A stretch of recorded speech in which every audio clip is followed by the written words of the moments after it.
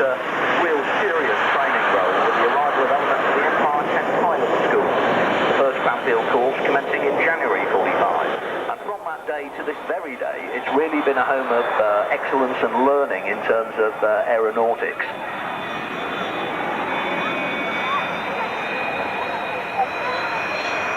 In 1946, this was the last of the two-seat Lightning Marks. You know, running up to full power there, those enormous Avon engines giving her an incredible acceleration. Chute starting to stream. That's just coming in. He stopped. Braking fairly hard. He's going to have to stop this before he gets to the end of the runway. This is a very large, heavy aeroplane.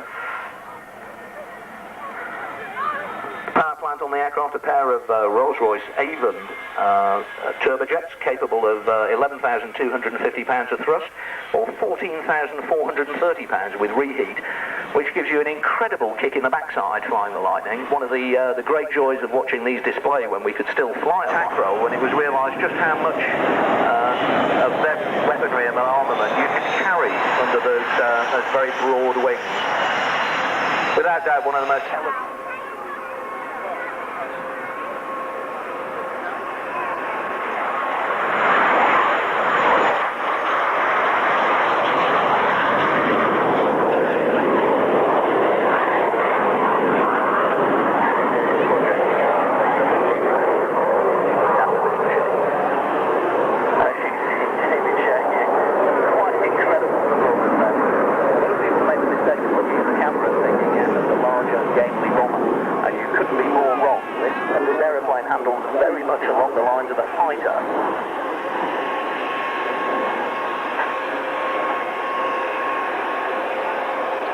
Camera, of course, initially designed along the same lines as the DH-4 of the First World War and the Mosquito of the Second World War, with the idea that it could be used to bomb around the United States.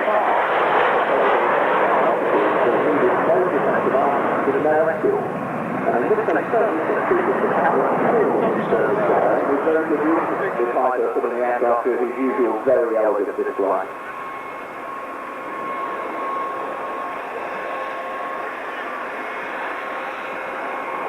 This aircraft was originally built as a B Mark II, but later, during her child's life, the aircraft was used as a child's aeroplane based out of Luton, would you believe, on a grass runway. A fine photo opportunity being left on David, and a couple of aircraft to do that. The aircraft was based out of Luton during its child's days for RAE.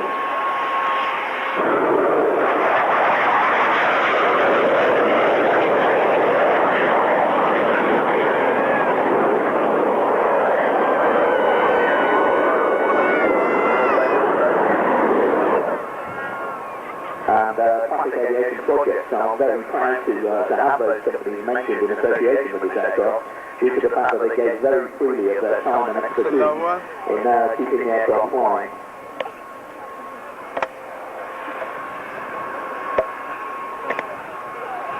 The aircraft not only operated by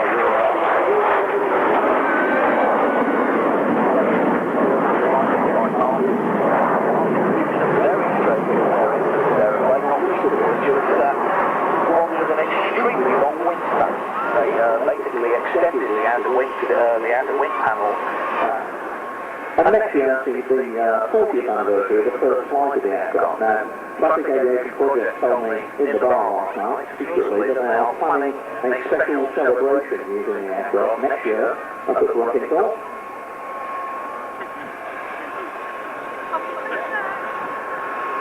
As the prototype first flew on 30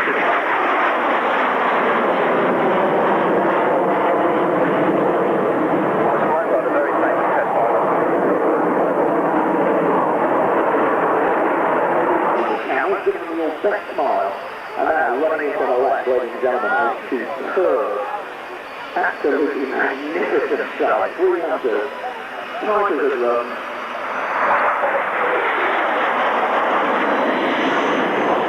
L-Fly machine companies really do know how to put on a show.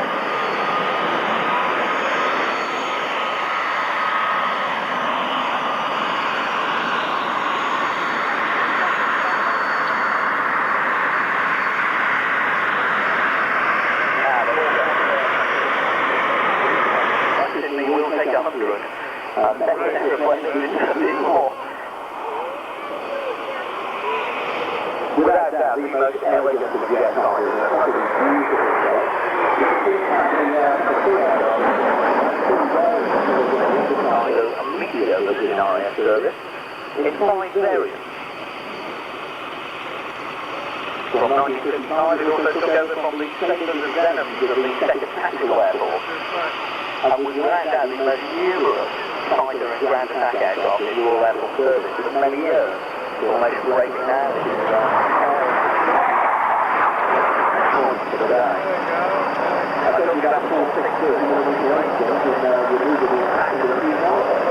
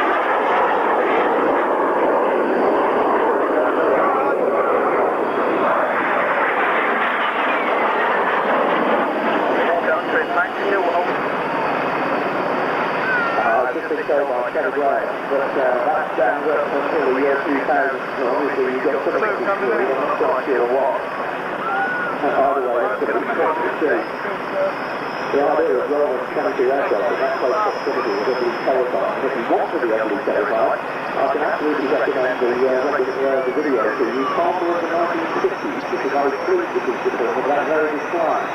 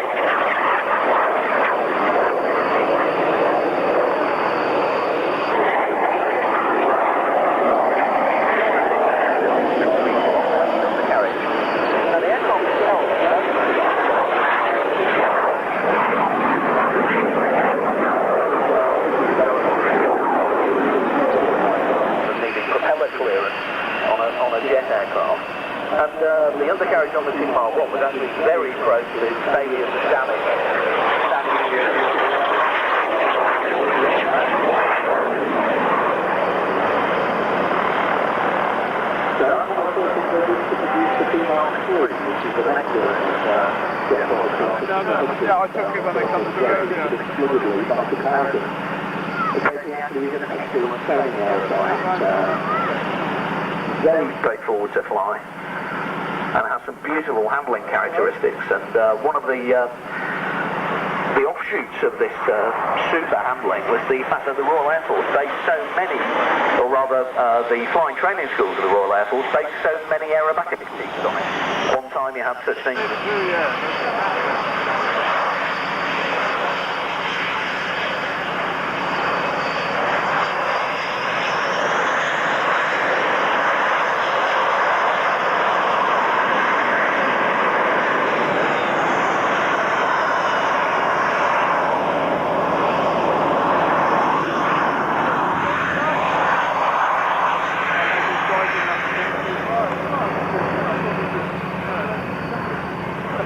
Nice bit of fast in there,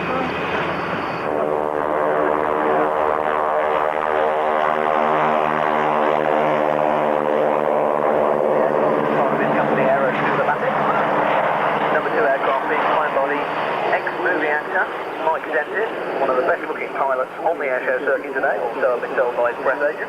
Yeah, it's a super display. Harking back to, of course, the barnstormers of the 1920s and 30s when ex-First World War Royal Flying Corps pilots, they got pulling up there and rolling in opposition. Vic doing his very slow rollover with tying his strap firmly to the top of the wing. And the back here, the 20s and 30s.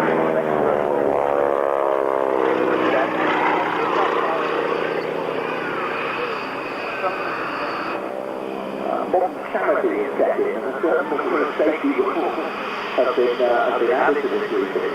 The girls themselves are strapped into a rig, as you can see there, standing out on a swivel rig, able to stand on their head and kick their legs in the air. That rig must be quite disorientating if you think about it. The aircraft is moving wildly over the rig. You know how lying on its side. Not really crazy flying there. Pushing the aircraft on the side, so that it's flying further on.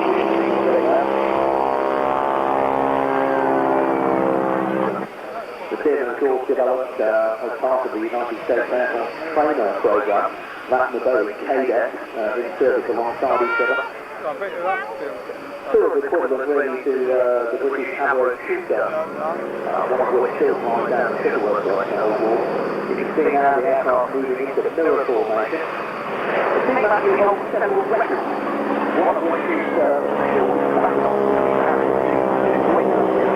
and the other one is the longest period of time to wing fully forward at this moment in time, the maximum left. Willie hurdling the aircraft down the runway.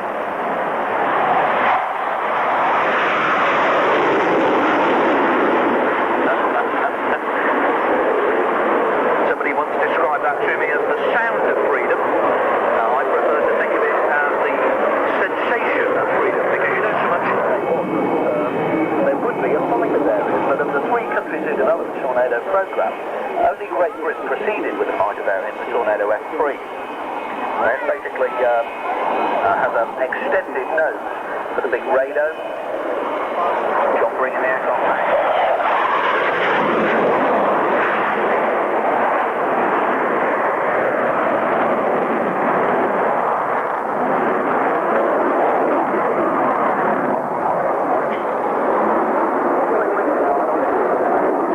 Radar in the nose of the aircraft. With a complete armament, 2 sidewise only seeking airworthiness on 1.95 gallons. And the Tornado F3 is fitted with a single Mauser 27mm cannon.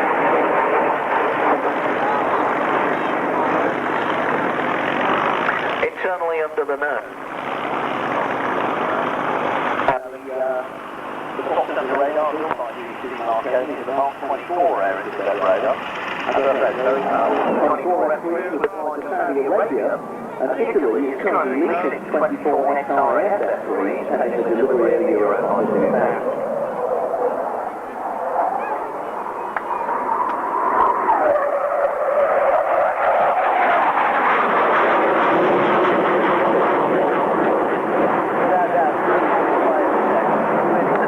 Tornado are a pair of Turbo Union RB199-34Rs.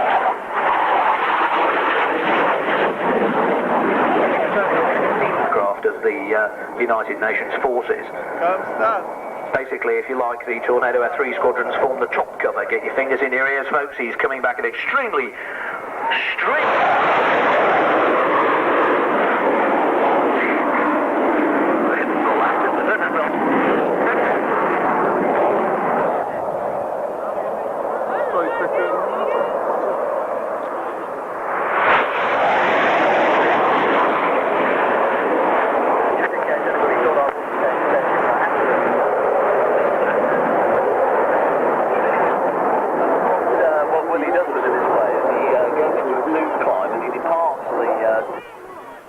The reverse thrust bucket's open, giving him tremendous braking power.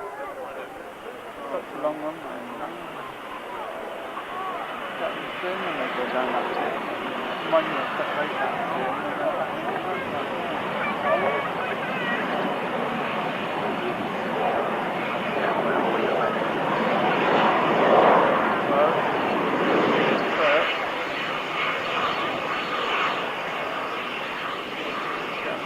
Another, of course, my commentator about the Mygon when talking to his left.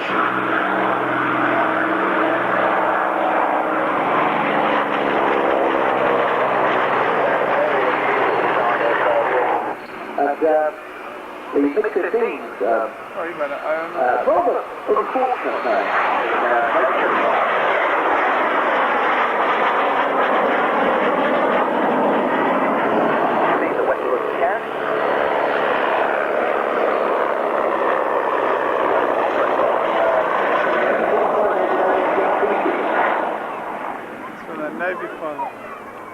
Most famous perhaps for its star a transport liaison spotting helicopter.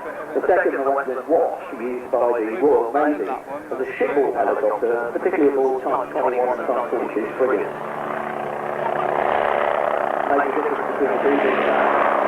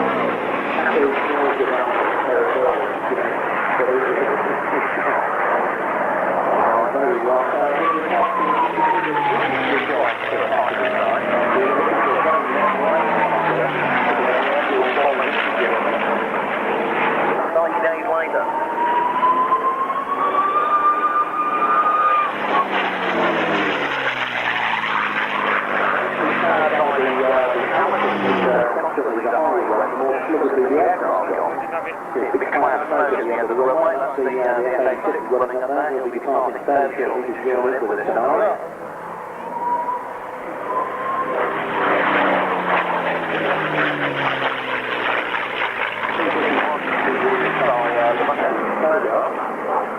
But North America had a good look at the aircraft and decided, well, what we really need to do is put them on our way.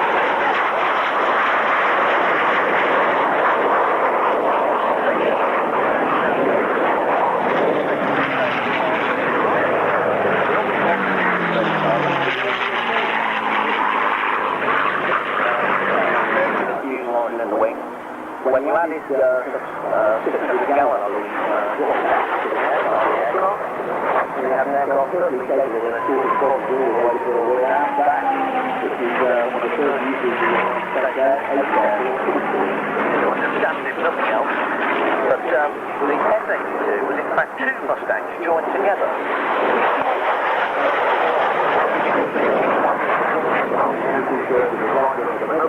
And then putting them together in the middle, you've got that F-82, which is joint Mustang. Very effective. Therefore, you can say,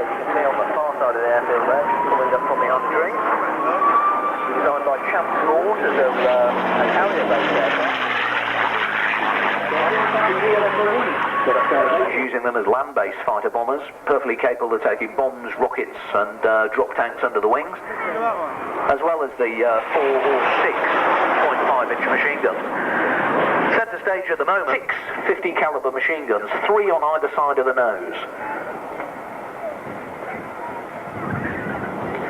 One of the first swept wing fighters in the United States Air Force service.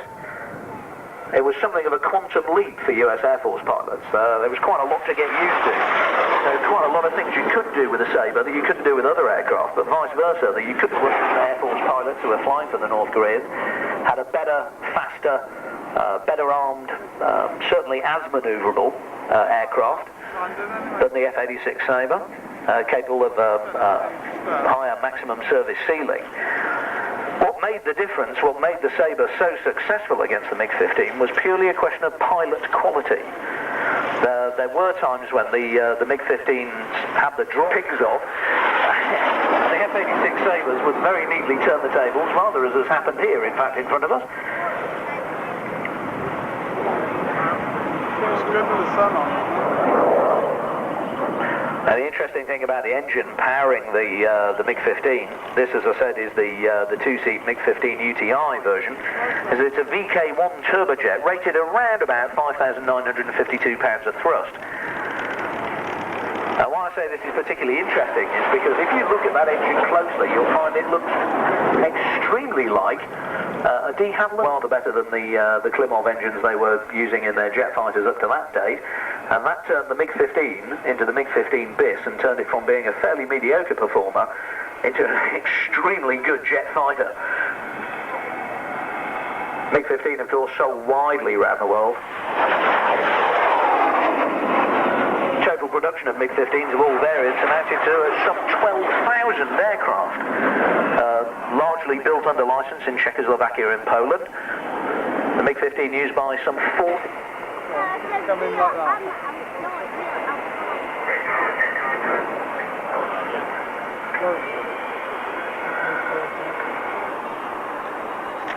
Oh, got a good shot there.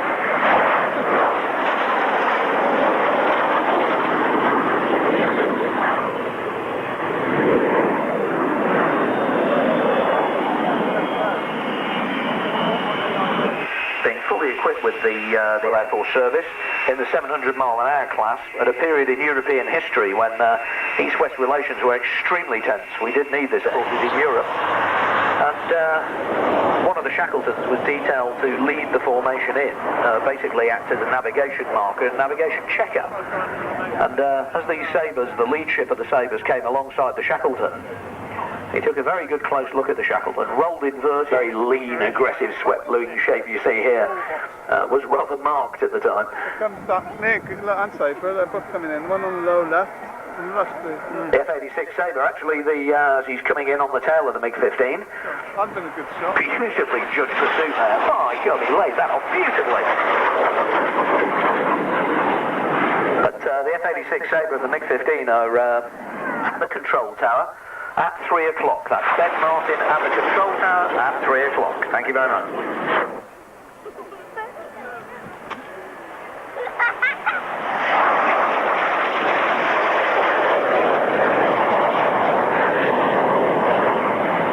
Seats in a lengthened fuselage and a 40-foot square foot more wing area, not just to support the extra seat, but also to give it a little bit more performance in terms of manoeuvrability.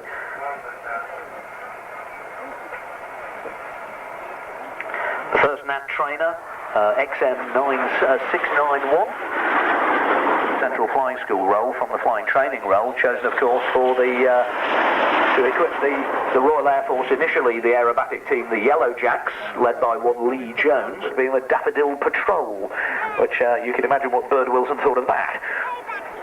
And the lead aircraft in the standard trainer colour scheme of the day, the 1950s, the silver with the yellow bands. That was superseded during the late 1960s by the red, white and grey colour scheme, which became very familiar to us. One of my favourite stories about this aircraft was the argument that happened when the NAT was in service with the Royal Air Force, which concerned a rather spectacular manoeuvre that the Red Arrows did during their display called the Twinkle Roll. advanced, not to mention. Trouble is, the powers that be found out that that's what the Royal Air Force Aerobatic Team were up to, and they decided that perhaps this was not a good idea, and that's when the argument began, because once again Air Vice Marshal Bird Wilson had Flight Lieutenant Lee Jones on the carpet and said unto him, "Thou shalt fly with your circuit breakers in or else, matey." And having been given a direct order by a senior officer, Lee Jones had no overhang with your wingtip. Now, apparently that was the aim. Whether or not that was a serious aim, or whether or not that was just a story told to students to shake them, I do not know.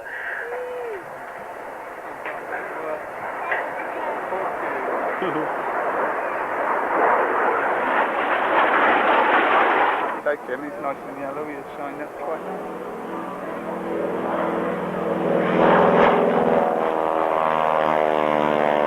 By the Trojan.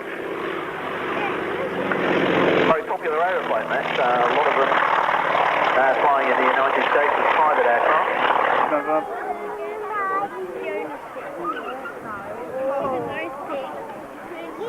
Yeah, look, there they go.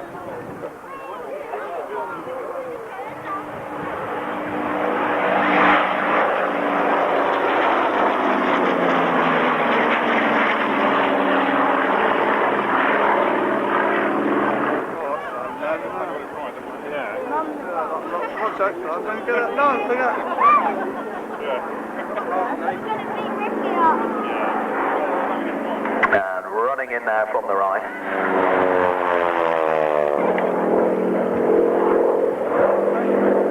This was probably one of the best trainers produced by anyone anywhere, because being somewhat overpowered and also being something of a pig to fly, apparently very easy to fly, just to basically fly, but very difficult to fly well and accurately. BC-1, Harvard, AT-6, T-6 Texan and SNJ being the most common, SNJ being the US Navy term for the aircraft. A total of 5,135 of the Harvard were supplied to Britain as the Harvard 1, 2, 3, 3A and 4. And it was not actually replaced in the RAF until the Vampire T-11 fully entered service, would you believe it, 1955. Other nations converted this trainer for use as a fighter, ground attack and reconnaissance aircraft, and many Harvards are still flown today. It's a very popular classic to own, being straightforward to maintain and relatively, I'd say relatively, cheap to fly. Indeed, there is a class of rare races at Reno which is just for T6s. Now, T-28, very much a development along the lines of the Harvard. First flown in 1949, the Trojan put into production as the T-260 1,425 horse Wright R1820 engine with a two-piece sliding canopy. The T-28C was produced with Decker rings. The attack trainer version was designated AT-28D, and a license-built version of this was made in France. Now that's the aircraft you're looking at today. This is actually a French-built T-28. And it was known in French service as the Fennec, which is a kind of small desert fox, I believe. Used by a variety of African air forces as well as the French Air Force.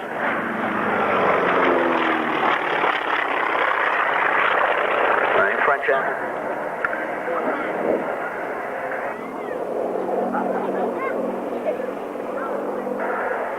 A lot of these aircraft coming into the warbirds market in America now, becoming a very popular aircraft to own and fly. Very fighter-like handling. Following the Harvard now, the Harvard running in from the right. Followed by the T-28, Harvard pulling up. Famous snarl as he goes over the top as the propeller tips go supersonic. Into a one. Oh, beautiful flick roll off the top of that loop. Now that's not something I've seen a Harvard do before. That was beautifully done. Mainly to show you just how incredibly powerful that rudder is, and with 550 horse in the front, counteracting the torque from that small, very tightly wound up propeller, it really is quite something. Kicking over into a stall turn now, dropping sideways out of that, beautifully done.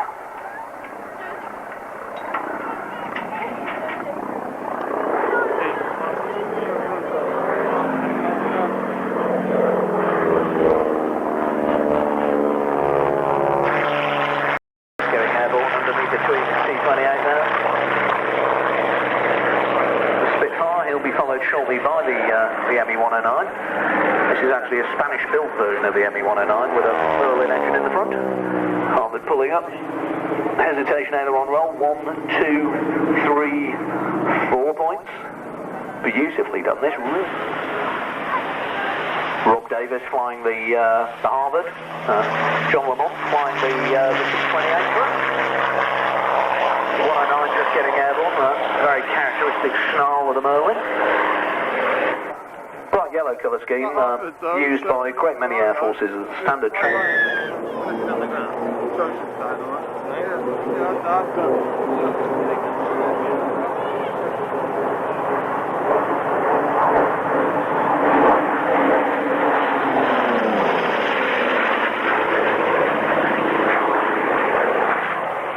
Trojan standing,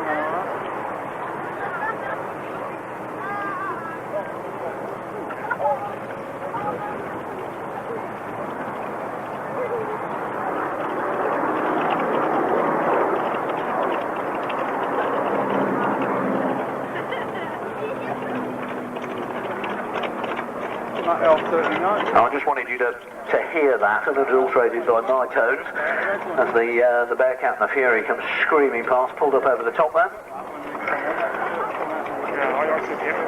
Being flown today, as I said, by two of the great exponents of Second World War piston engine flying in this country. Mr. Stephen Gray, the owner of the Fighter Collection, flying the Bearcat. Mr. Ray Hanna, the owner of the Old Flying Machine Company, flying their Hawker Fury. Now this actually is a Hawker Fury, not a Sea Fury as many people believe. It's actually built by Hawkers, delivered to the Iraqi Air Force, which explains the markings it's wearing at the moment. Those are in fact Iraqi Air Force markings. The aircraft was acquired from Iraq. Sea Fury, which was adopted by the Royal Navy. In fact, it was the last piston engine fighter to say it served with the Royal Navy. Now, I'm going to say something a bit controversial here, because my numbers say that the Fury, and the Sea Fury in particular, was the fastest piston engine fighter ever to enter production. Some 2,100 horsepower. Now, the Bearcat's a very interesting aeroplane. It was actually designed from the outset as sort of maximum engine, minimum airframe design. Built from the outset for maximum performance. The Bearcat was to be the last and the best piston engine fighter Grumman were to produce for the US Navy. To its promises, there was less room for fuel and only 4 machine guns in the new fighter. But basically, it could climb like a homesick angel and outturn almost any previous US aircraft. Bearcat was too late to see active service in World War II and was...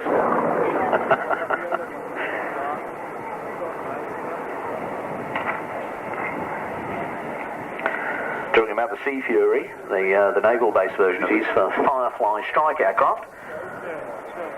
A large number of pilots actually successfully engaged a much faster MiG-15 jet, and several kills were claimed, the first by Lieutenant P. Carmichael on the 9th of August 1952. That was one of the first and one of the very few examples of a piston engine fighter taking on a jet aircraft and winning.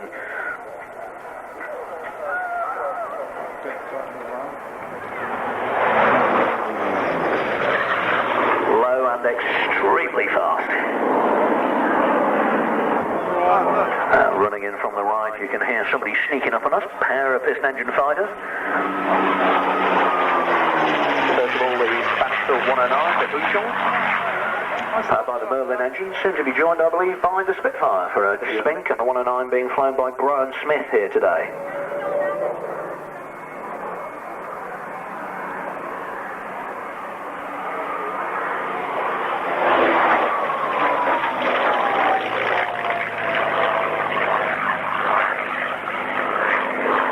DB605 powered variants, the true 109s, if you like. The 109 has to be one of the most certainly elegant piston engine fighters ever built by anyone. To my mind, it still looks like a shark. And the rather bulbous cowling around the Merlin spawns a look at the front deck A. He's flying today. It's based out in Germany. Displayed recently at the ILA in Berlin, alongside Stephen Gray's Mustang, and they did a superb dogfight duo over the skies of Berlin. Very reminiscent of what it must have been like in 44 and 45.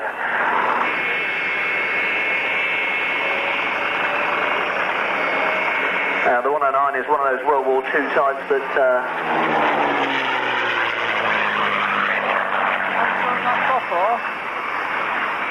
As I was saying, the 109, one of those World Amateur Flugzeuge. That's because the design was first laid down when Willy Messerschmitt was the co-director of the Bayerische Flugzeugwerke AG. The 109 was the winner out of 4 designs competing for a Luftwaffe fighter order. The Arado AR-80, the Focke-Wulf FW-159 and the Heinkel HE-112 were the competitors. First operational 109 was the BF-109B, which was delivered first of all to JG-132 Richthofen at Dobritz-Elsgrund in Germany. Model most associated obviously with the Battle of Britain is the 109E. Distinctive feature of this aircraft being a large flat-fronted spinner with a big hole in the centre to accommodate an engine-mounted 20mm cannon. In fact, no E-types were actually fitted with the cannon in service. The big drawback with that cannon being that when you fired it, unfortunately it shook the engines a bit, so not a good idea. Because all 109Es have this hole, it's often assumed that they all have the cannons, which simply wasn't true. Quite often they left that hole in the spinner because it performed a very useful cooling function. All in all, more 109s were built than any other fighter in history. And some were still in service with a variety of air forces, including the Spanish, some 20 years after the Second World War.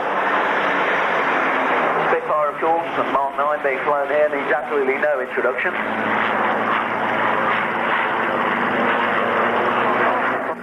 It was decided to take the Merlin 66 engine and plonk it straight into a Mark 5 airframe, and thus produced the Mark 9, which was certainly the most produced Merlin-powered variant of the Spitfire. The later Mark 8, a very much refined version, was the aircraft they were actually designing to take the Merlin 66. And all sorts of refinements like a retractable tail wheel and CG, altered the undercarriage sweep, things like that, to cope with the greater power and so on. Top shot, there you go. Beautiful photo opportunity on the 109 here, showing off the bottom and then the top of the aircraft. Very pretty and superbly agile aeroplane there. Simply like no other. Nothing else has the mystique.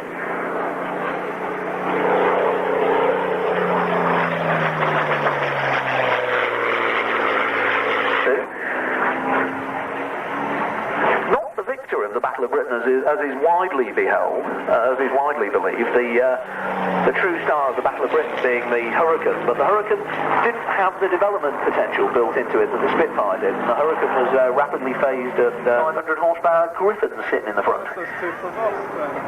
Some quite incredible development technique to be able to get that much horsepower into the same airframe. Just taking off here, the pair of piston forwards, and the Spitfire sneaking up rapidly between them, pulling up. Slow roll going over the top there.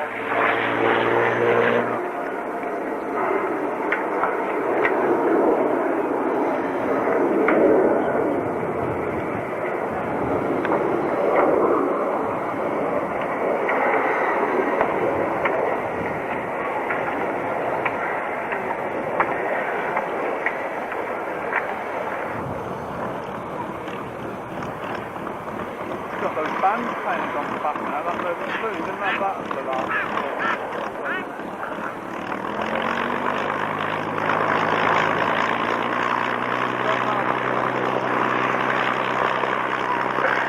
Coming in, or rather in the middle of his third display season. Looking forward to finishing this one because he's going to be moving on to a different aircraft at the end of this year. Now, I did question him very closely as to what he was planning, but he was keeping his cards very close to his chest. I've got no idea what he's going to be flying this year. Suffice to say, he said that it was going to be something very different and very interesting and very noisy. So, consequently, in 1973, he was selected to lead the Gemini pair. And in 1974, the 4-ship Jet Provost team called the Sword. So, very used to flying Jet Provost in close proximity to one another as they perform the break. After leading development of the Jet Provost T Mark V, was widely used by many countries, including Kenya, Saudi Arabia, Botswana, New Zealand, and Sudan. This aircraft is actually painted in the colours of New Zealand Air Force. For a living. Tucked into the back as close as that.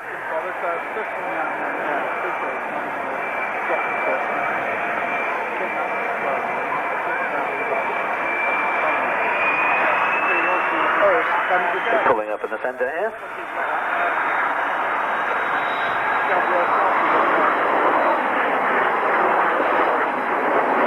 Very good demonstration of what Tom Maloney was talking about when he said that he's thoroughly... The Aero L29 Delphin, the bright red aircraft you can see down here, just in front of the commentary point at the moment. Very shortly he'll be taxiing out, followed by the Aero L39. I have a very special display for you today. Running into the centre there, we have the piston provost. As I said, a very special display with you today, for you today, with the Aero L39. She'll be James finding far more time to flying displays in his spare time.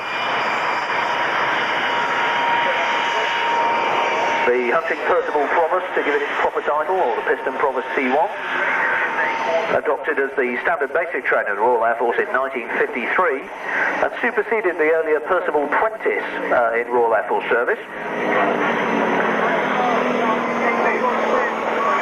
The introduction of these two aircraft into the training scheme, the CFS aerobatic team, the Sparrows, gave a very memorable display of formation aerobatics at the Farnborough Airshow. Now I say memorable because it was absolutely terrifying. Not just close formation, but wing overlapping formation at very low speeds, showing the fact that this aircraft really does handle like a jewel throughout the display range. It's a very controllable machine, beautiful aeroplane to fly.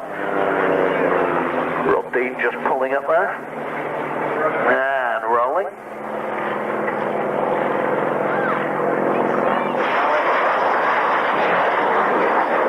Contemporary of a Nat Mahawk. Stand by for some extremely loud noise. This guy really knows how to throw this aeroplane about.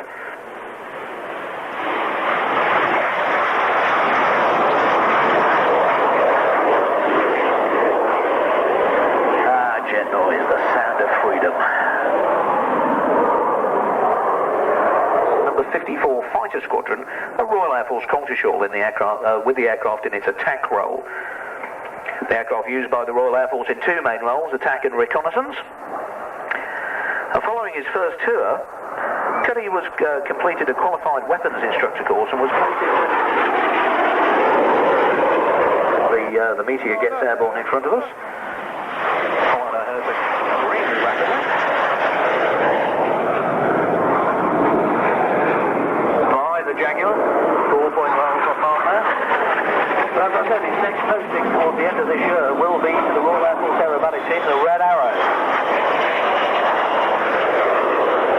Meteor followed rapidly on by the map.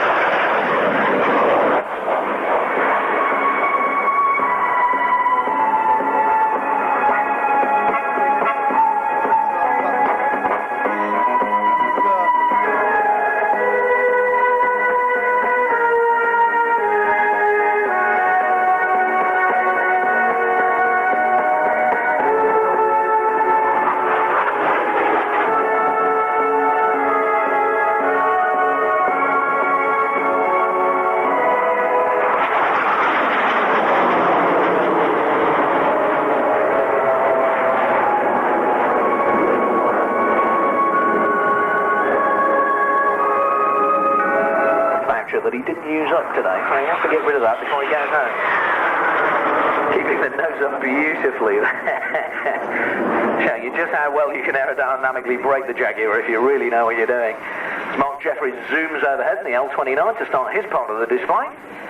Set as a trainer, as opposed to being a two-seat development to the frontline aircraft, such as the MiG-15 two-seater you saw earlier was. The winning design will be used domestically as well as being marketed for export. Yakovlev submitted the Yak 30.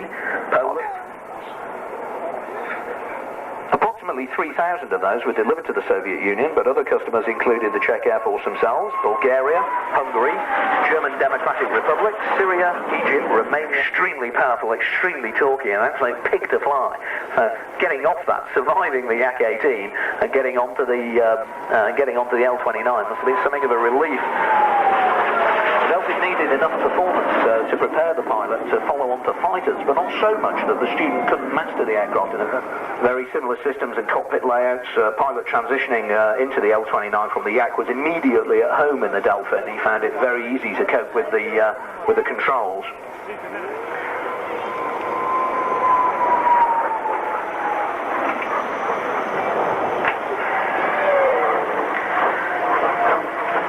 Jeffries into us flow for us today by Mark Hanna.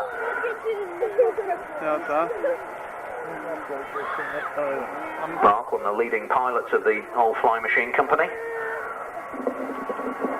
Flew the Hunter for us earlier, and will be doing so again later on.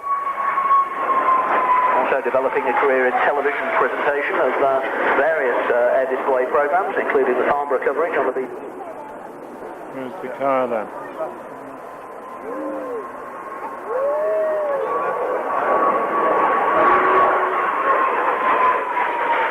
Beautifully tight formation being shown here by these two Aero products. Aero, one of the oldest aviation companies in Europe. I'm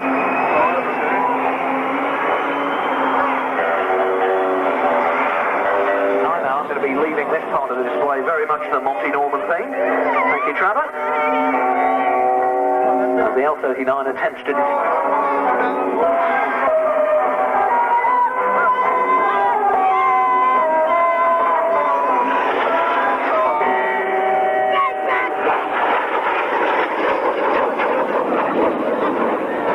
Seen the film Tomorrow Never Dies, that aircraft, that pilot, and Douglas James in this car were actually the people in the vehicles taking part in that movie. Herring off down the runway, the L-39 turning round at the far end there, looking for him.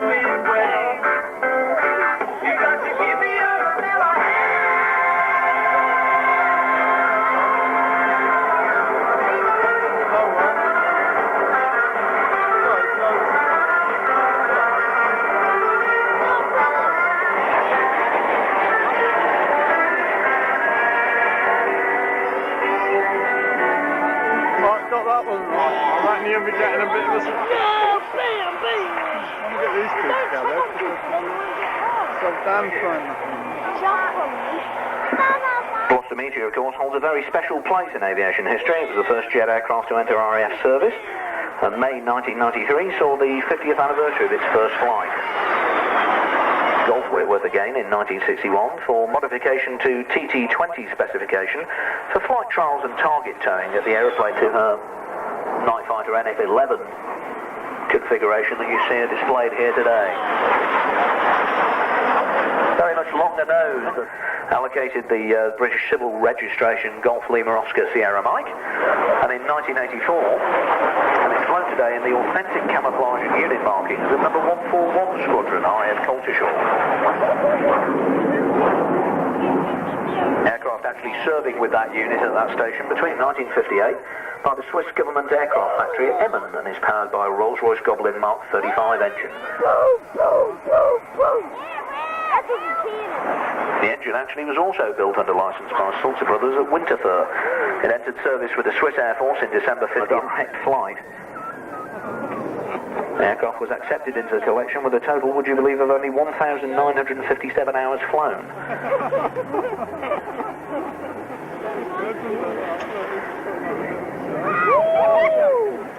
The Heritage pair from Jet Heritage, providing all on Jet Provost and RAF Cranwell, before going on to fly the Hawk at RAF Valley. On completion of his training, Dan was posted to Harriers, flying operationally with number 1 Squadron at RAF Wittering, before moving to 4 Squadron at Gütersloh in Germany, gaining some 1,000 hours on type. In 1992, he was selected for the United States Air Force test pilot course at Edwards Air Force Base. Would you believe the Mach 2 F-15 Eagle as he's coming past there, high speed past the media.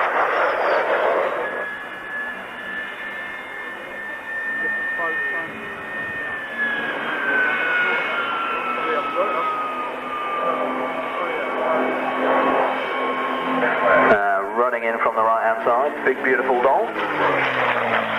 Beautifully preserved example of the P51B Mustang.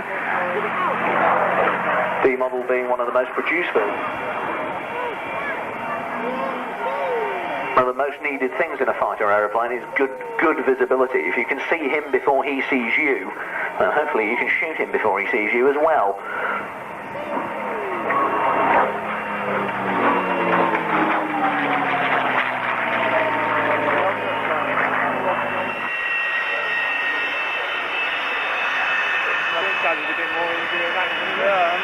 Powered by the Packard-built version of the Rolls-Royce Merlin engine, 1,490 horsepower in this case.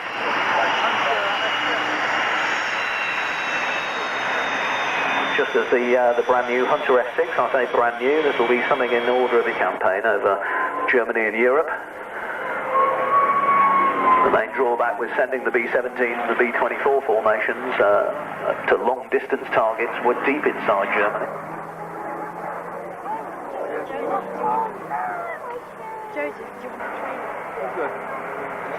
Laminar flow wing giving it extremely high performance. At all altitudes, capable of high altitude dogfighting, low altitude ground material in the airframe to produce a quite an outstanding aeroplane. The H model really was the ultimate piston engine version of the Mustang.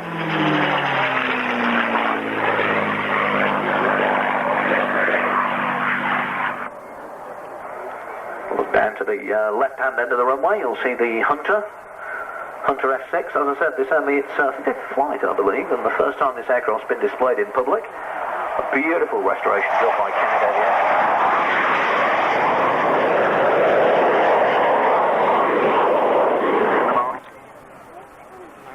That rod there, the Hunter, Cranfield, you know, that's pretty much that. In your book. Yeah.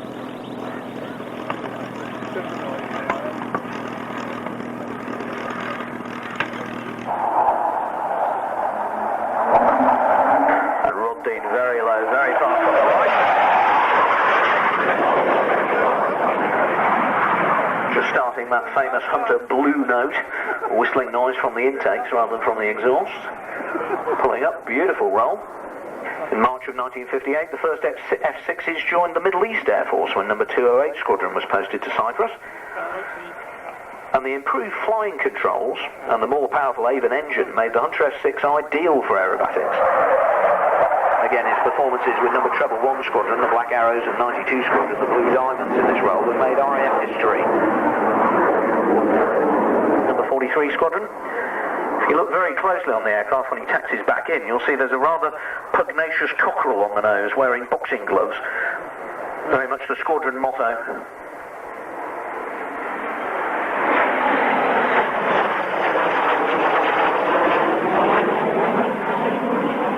Would have got away with it if it wasn't for the fact that he went and told somebody who then reported into the Air Force board. Nobody actually identified the aircraft as being a Hunter. They all thought it was a 4-engine bomber of some kind. Showing the finesse capable with the improved controls on the F6 model. Beautiful slow roll there. The group is the fact they didn't keep the aircraft in production, because during the 1960s and 70s they had an enormous trade in remanufacturing Hunters, particularly modifying Hunters for various radar and training roles. And it's estimated that they could have actually sold twice as many of the aircraft.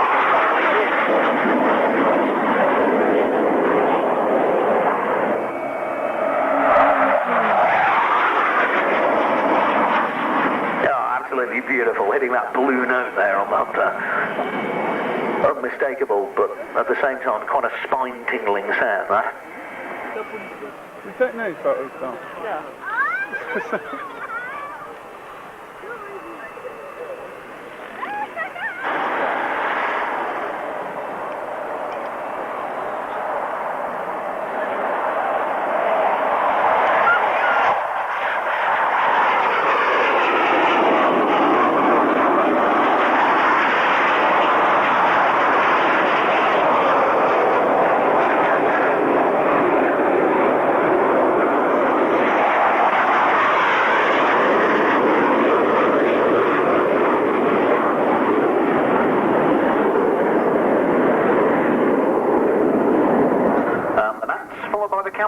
L39. What will be happening, ladies and gentlemen, is that they're going around a single racetrack path off towards Bedford to form up into formation before running back in, and during that time the fifth-dimensional aircraft will be taking out the start.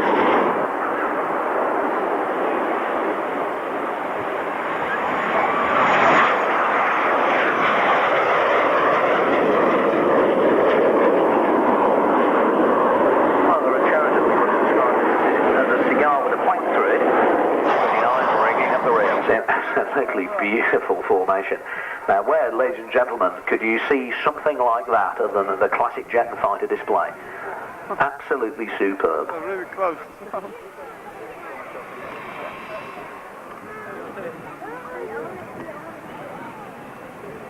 You should get it done when we get this question. Got this up.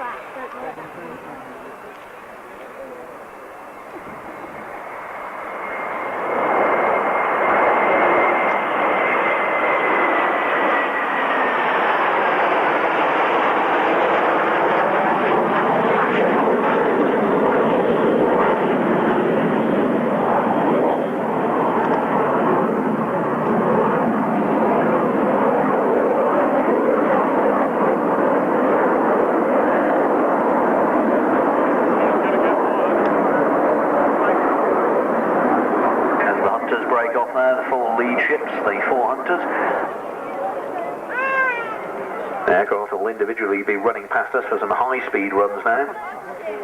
Just turning finals, Mark Hanna in the lead hunter, low and extremely fast.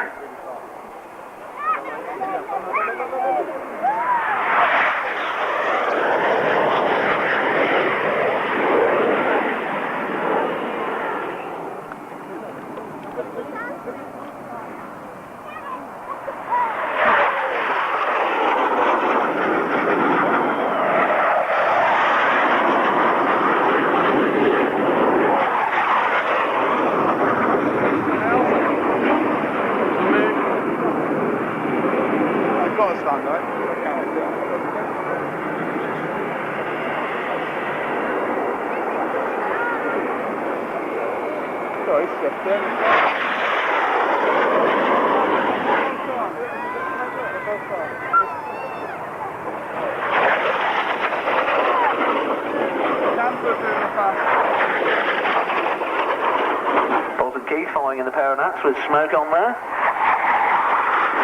Showing you just how fast it really can move. The Canberra, beautiful.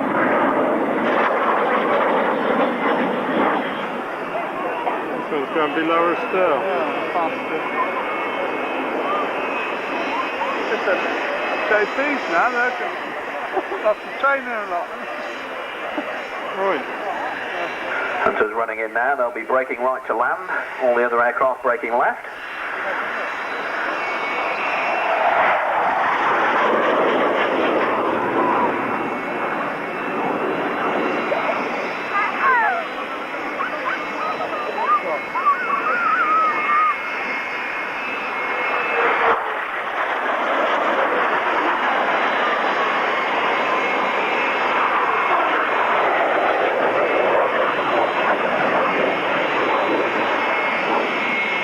First time ever in my life.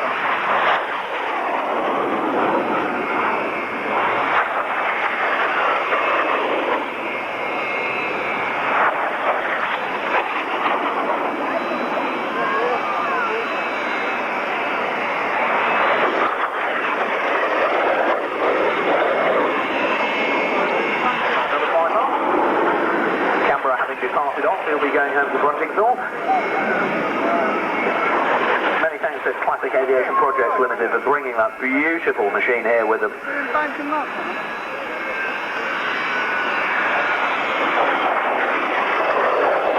of the hunters just coming down to land, Mark Hanna in the lead hunter. They'll be dropping in. Second one just turning finals behind him.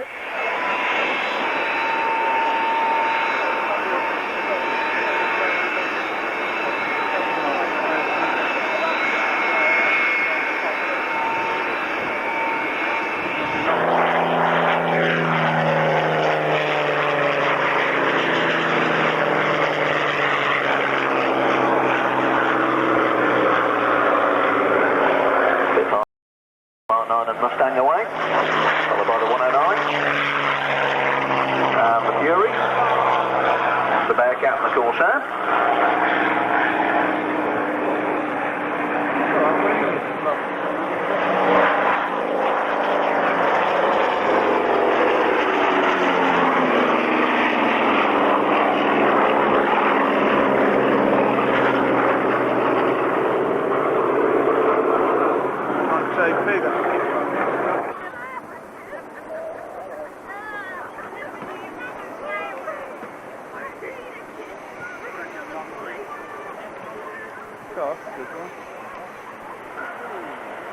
Immaculate formation here. The Strike Master GA with the Jet Provis T Mark 4.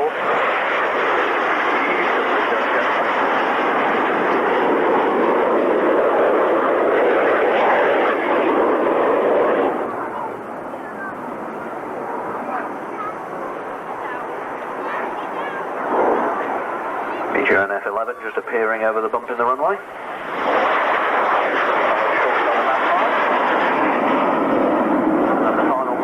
Whipper in.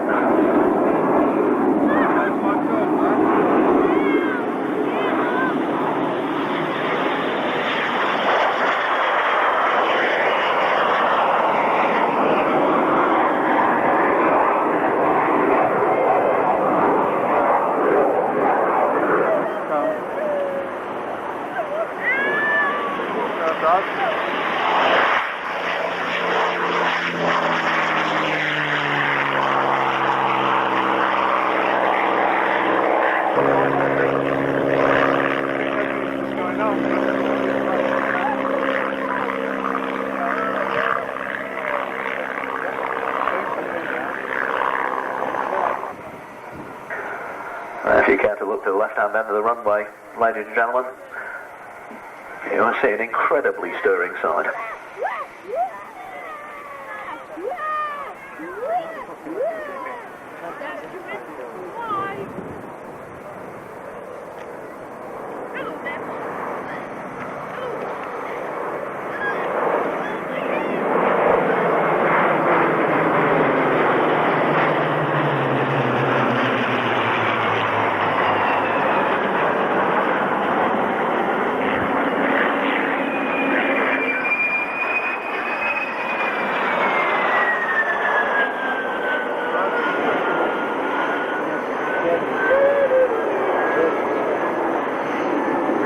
The only comment I can think of that's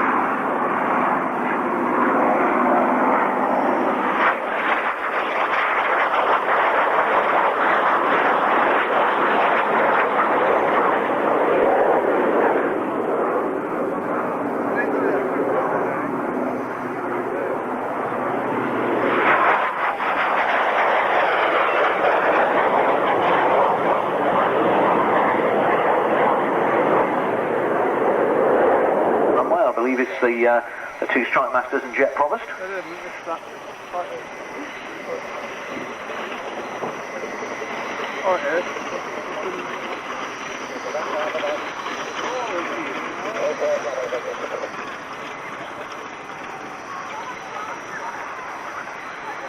The Corsair taxis in, you can see very clearly why they weren't too keen on operating off carriers initially. Very large aeroplane.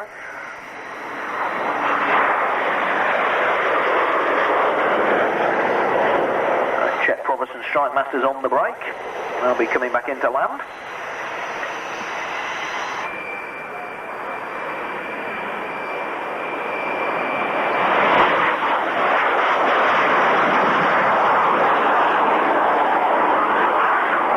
Mighty roar of a pair of turbo canoe. I can think of no more fitting way to close this show, and it has been a real classic air show, than the Song of the Avon.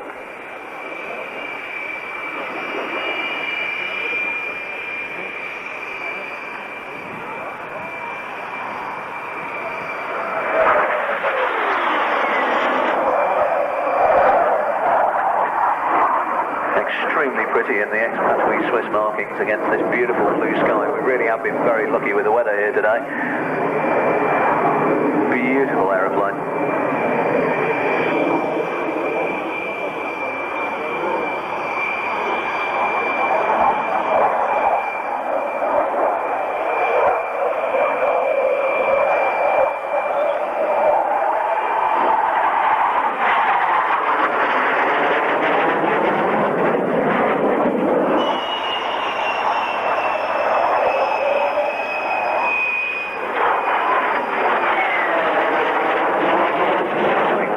Probably his last pass on it. There's a top shot back, isn't there?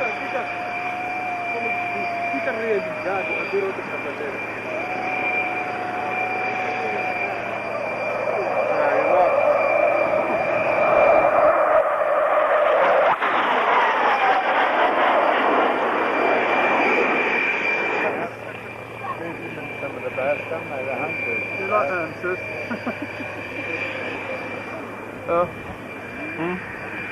Hunter will be landing off this pass, Whole show. turning round to come in finals, and he will be closing our display. I thoroughly hope